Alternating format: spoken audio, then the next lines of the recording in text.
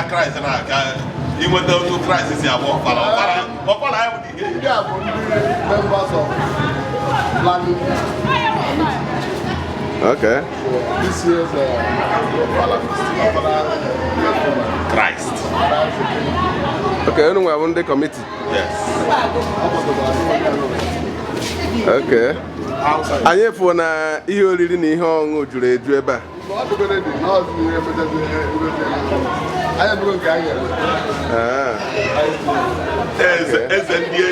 Eze ndị eze na-agba ọkpara taa. Eze ndị eze. Onye ekweghị emecha okwere? Mba na ọ bụ ekwelu. Maka na Jesu wee gacha must come back. N'ụtụtụ taa elu na ana metụkọrọ aka bịa ọma ịbụrụ na mmiri so ọ elu na ana bịa ọma n'ụbọchị nke taa. Yes, anyị ekene unu. Jisie n'ike. Ma ọjị ma ihe niile. Yes.